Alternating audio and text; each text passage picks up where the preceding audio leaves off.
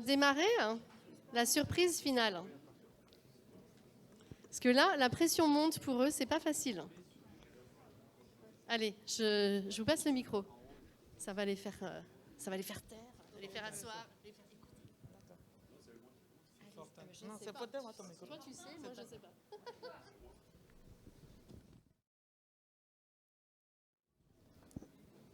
Je voudrais vous raconter une histoire passionnante. Cette histoire, c'est l'histoire de l'entreprise de Manon. Manon a une entreprise qui est située dans le sud de la France, donc une PME. Manon, son entreprise emploie 50 personnes. Elle a un chiffre d'affaires qui croît. Elle est dans l'agroalimentaire. Et Manon prospère. Manon a une spécialité, elle est très reconnue dans sa région. Manon source en Côte d'Ivoire. Elle achète du cacao. Le cacao de la Côte d'Ivoire. Elle achète la mangue. Oh, laisse-moi passer. Ah, vous me voyez mieux, hein? Elle achète la mangue de Burkina Faso. Elle achète aussi des fruits rouges de la France, principalement à Lyon. Manon fabrique des chocolats à base de mangue, des éclats de mangue, avec des éclats de mangue. Elle fait aussi des confitures avec les fruits rouges. Tout va bien. Manon prospère. Manon est sensible aussi à l'agroécologie. Elle est sensible à l'écologie. C'est pourquoi Manon se permet tous les jours d'oublier sa voiture et se déplacer avec son vélo. Tout va bien chez Manon. Les années passent, elle prospère. Elle a un chiffre d'affaires qui évolue de 10% chaque année. Manon, elle prospère. Sa vie est une vie de luxe. C'est pourquoi... Oh, on m'entend mieux que ça, micro. C'est pourquoi elle prospère et tout se passe bien pour Manon. Merci.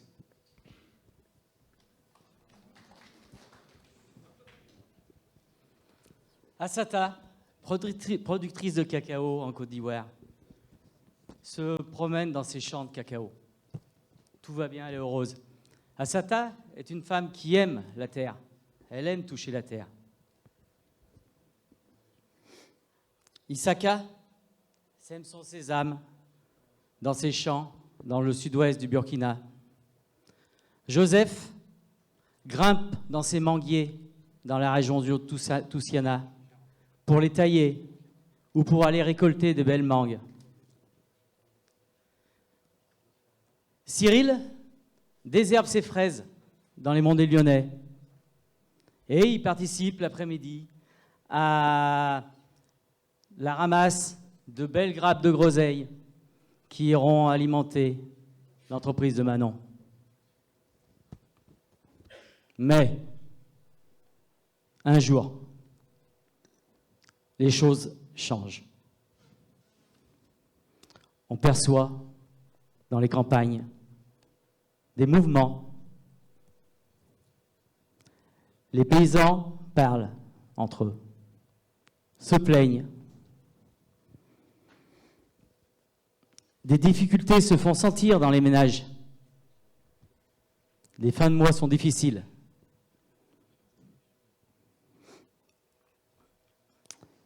Quelques manifestations ont lieu dans des entreprises de distribution.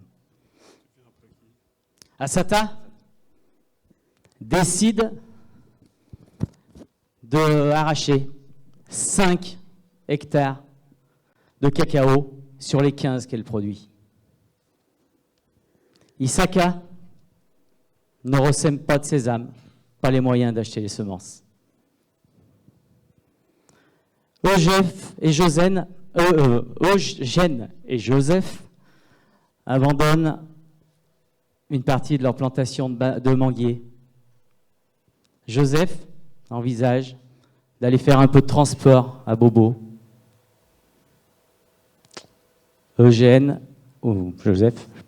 Joseph monte un bar à Toussiana. Cyril envisage d'arracher ses groseilliers et ne replantera pas de fraisiers. Il va mettre des poireaux, des salades. Imaginez-vous là, tous assis en devant moi. Si demain on vous disait, eh ben, brutalement, vous devez changer de métier ou abandonner vos familles dans certains cas. Imaginez ça. Mais dans ce contexte, que se passe-t-il chez Manon? Ses activités sont légèrement bousculées. Son service d'achat l'interpelle. Nous avons des approvisionnements qui deviennent irréguliers, les qualités baissent, les volumes n'arrivent pas forcément. Sa chaîne de production est perturbée. La pérennité de son entreprise devient très incertaine. Désespéré, Manon décide de venir s'imprégner de la situation sur le terrain. Très vite, elle se rend compte que les producteurs de cacao de Côte d'Ivoire, ceux de mangue au Burkina Faso et de fraises en France, précisément à Lyon, partagent le même problème. En Côte d'Ivoire, le producteur de cacao lui explique leurs mauvaises conditions de travail et de vie. Assata, productrice de cacao, regarde Manon dans les yeux et lui dit: le prix auquel vous achetez mon cacao, moins d'1,50 €, est inférieur à mon coût de production. Manon. Elle ajoute: j'ai même besoin de main-d'œuvre pour pouvoir récolter mon cacao et entretenir ma plantation. Je ne peux pas faire tout ça. Au Burkina Faso, Manon se rend compte dans la foule que les producteurs de mangue, de sésame sont très fâchés. Elle entend: nous sommes mal logés. Nous n'avons pas accès au centre de santé. Nos enfants ne peuvent pas aller à l'école parce que nous ne sommes pas bien payés. Nos produits ne sont pas bien payés.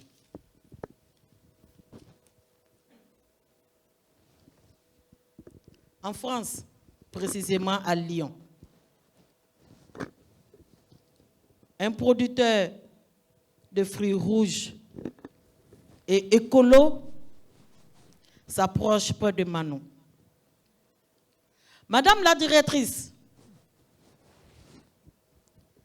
plus nous travaillons, plus nous produisons, plus on s'appauvrit.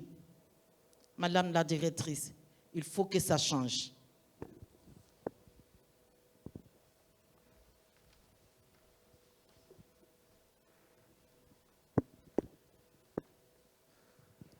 Après avoir écouté ces producteurs, Manon se rend bien compte de leurs difficultés.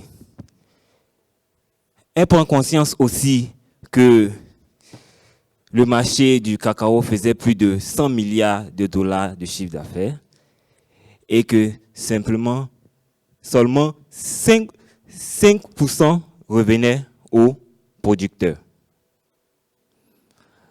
Manon était au désarroi.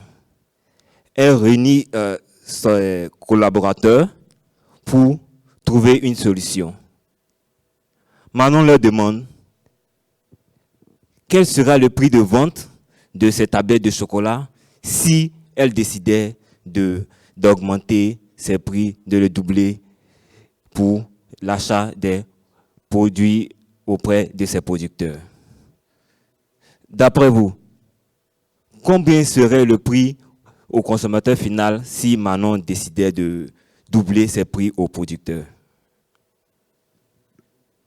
D'aucuns diront le double, mais le prix, et Manon fut vraiment surprise, c'est que ce n'est que 5% de plus qui s'ajoute sur le prix de vente finale. Mais ce n'est rien ça. Ce n'est rien. Mais c'est beaucoup pour le producteur. Manon décide de doubler le prix au producteur. Grâce à ce geste de Manon, les producteurs ont repris confiance dans leur production et c'est avec joie qu'ils continuent de produire.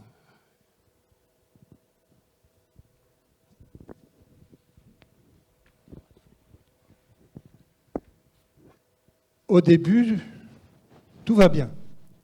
Tout va même très très bien. La presse s'empare du sujet. Les producteurs, pour ne parler que de la Côte d'Ivoire, sont ravis. Les producteurs, même très largement au-delà de la zone d'approvisionnement de l'usine de Manon. Tout va bien. Mais Manon, qui est une bonne professionnelle, je crois qu'on nous l'a dit tout à l'heure, demande à ses services, elle demande à ses fournisseurs, aux coopératives de producteurs de suivre l'affaire sur le terrain. Au bout d'un an, 1 an et demi, il commence à y avoir les premiers retours d'expérience et certains éléments sont très positifs. Par exemple, le travail des enfants semble s'être réduit fortement si l'on en croit la diminution des taux de scolarisation dans les zones de production cacaoyère. Inversement, il y a quelques signes étonnants, un rush sur les pesticides, des pesticides dont on ignore la composition, dont on ne sait pas trop d'où ils viennent. Certains parlent de produits de contrebande. Les autorités publiques s'inquiètent un peu en termes de santé. On apprend également, en provenance des parcs nationaux, qu'il y a de plus en plus d'incursions de populations qui cherchent à déforester pour, comme avaient fait leurs parents ou grands-parents des décennies avant, pour planter et créer de nouvelles cacaoyères. Et donc tout ceci laisse Manon très perplexe. Et c'est un peu la même situation dans les autres pays. Elle se dit, mais que se passe-t-il?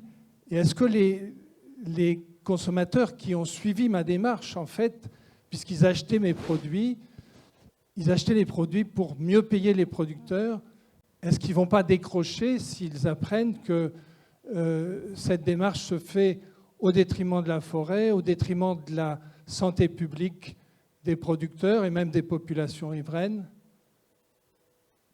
Qu'est-ce que je fais? Qu'est-ce que je dois faire? Alors elle réfléchit avec ses collaborateurs et elle se souvient en fait que l'un des voisins de ses parents qui vivent à la campagne, un jeune maraîcher, lui expliquait que depuis quelques années, il s'était lancé dans une production de qualité pour ses fruits et légumes qui était reconnue et qu'il pouvait obtenir assez facilement des prix très corrects qui lui permettaient de vivre selon ses critères tout à fait correctement. Dans la mesure également, il suivait des modes de production plus respectueux de l'environnement et que ses clients le savaient et appréciaient. Et elle se dit, mais c'est peut-être ça la martingale, mais comment je peux faire pour capter cette confiance, pour la maintenir, alors que moi, je ne connais pas mes clients. Son entreprise, elle vend sur l'ensemble de la région, même au-delà. Et donc, elle s'interroge, mais elle sent bien qu'il faut qu'elle aille de ce côté-là. Par ailleurs, elle a compris, son fils a essayé longuement de lui expliquer. Il n'était pas aussi convaincant que Marion ce matin. Il a longuement expliqué qu'au final, elle n'avait pas à rougir des prix de production s'ils étaient significativement supérieurs, parce qu'ils seraient toujours beaucoup moins chers que le prix des produits low cost qui génèrent d'autres coûts qui sont reportés sur les collectivités locales et en définitive qui sont reportés sur le contribuable qui se trouve être aussi le consommateur. Donc elle est très à l'aise là-dessus. Mais comment faire pour créer ce lien de confiance et rentrer dans cette spirale vertueuse?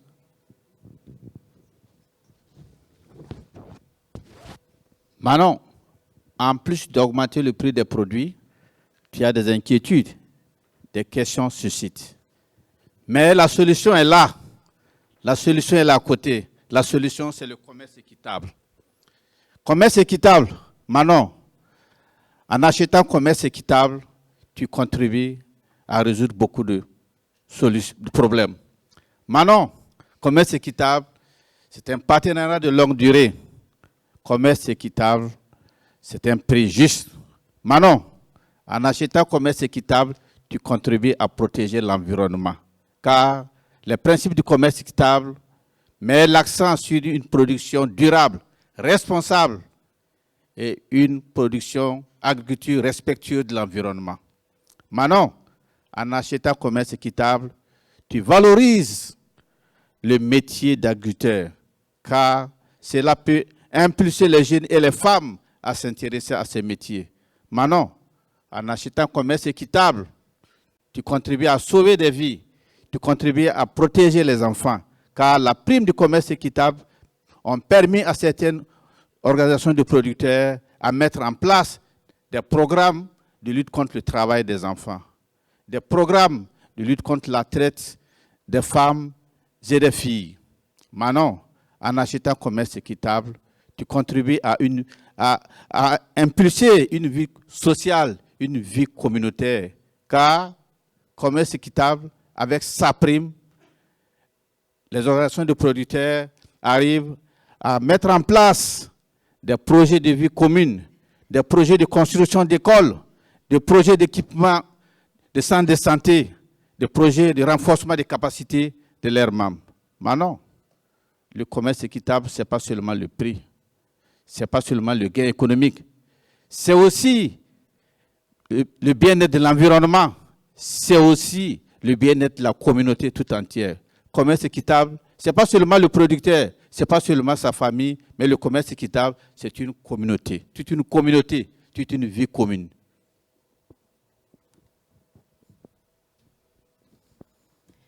Manon a changé.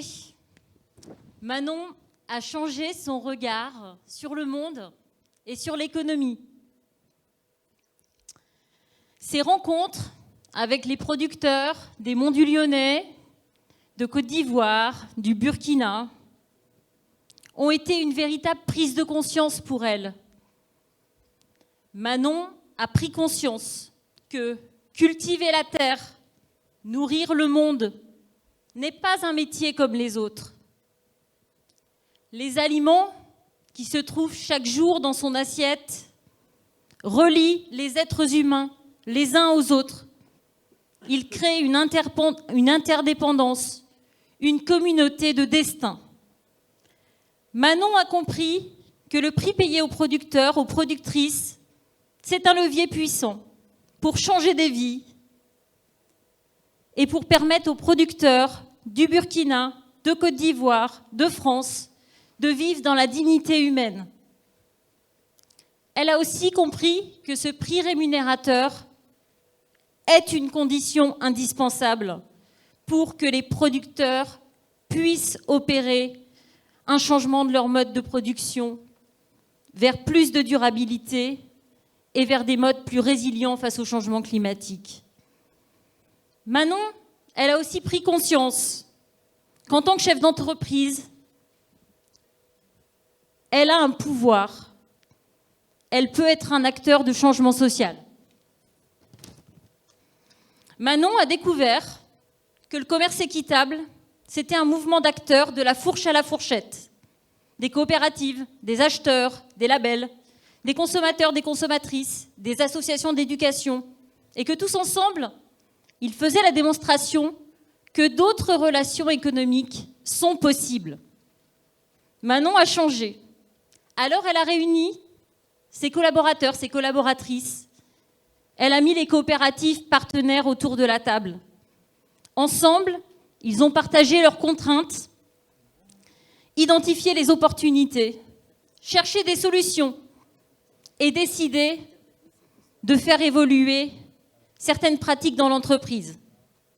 Par exemple, se rendre plus fréquemment sur le terrain pour échanger sur les contraintes et les besoins des coopératives, formaliser des contrats à 3 ans, monitorer avec les coopératives et les producteurs les impacts générés par le partenariat économique, communiquer aussi différemment auprès des consommateurs sur les packaging. L'entreprise de Manon a commencé par lancer 2 nouveaux produits en commerce équitable. La tablette de l'amitié entre les peuples avec le chocolat d'Assata et les framboises de Dominique, et puis une confiture tout à fait étonnante avec des groseilles des Monts du Lyonnais et de la mangue du Burkina. De leur côté, les coopératives partenaires sont elles aussi en train de changer. Elles s'engagent dans des pratiques agroécologiques, certaines vers l'agriculture biologique, et elles pourront bientôt être certifiées. L'entreprise de Manon s'est aussi rapprochée d'ONG pour accompagner les coopératives dans la professionnalisation et dans la mise en œuvre technique de ces nouveaux modes de production durable. Elle s'est aussi rapprochée des labels de commerce équitable pour apporter des garanties aux consommateurs. Manon est fière. Elle est fière d'appartenir à une nouvelle famille, celle du commerce équitable. Un mouvement de femmes, un mouvement d'hommes déterminés, convaincus, qui agissent du matin au soir, et parfois même la nuit, pour plus de justice sociale et pour protéger la planète. Cette histoire que nous venons de vous raconter à cette voix, elle est vraie.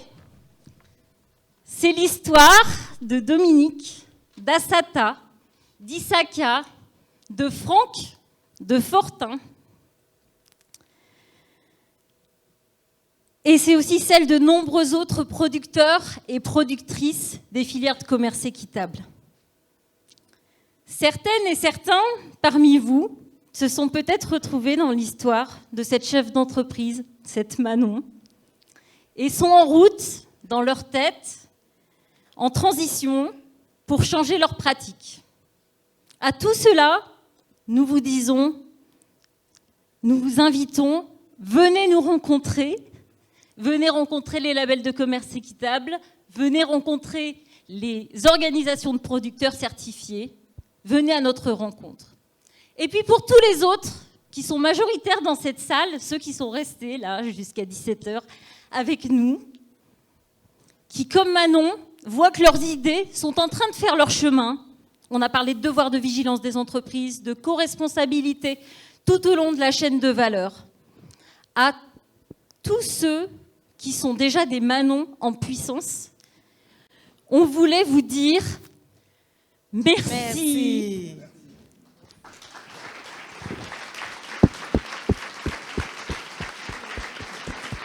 Manon est là. Et on ne va pas s'arrêter là, parce que merci, c'est vrai, et ça mérite d'être dit, mais surtout, continuez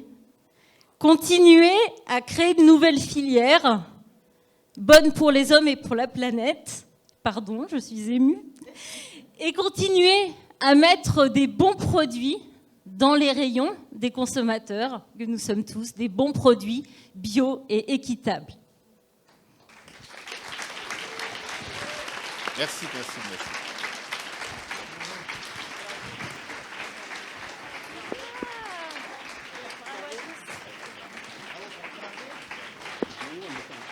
Bravo les compteurs.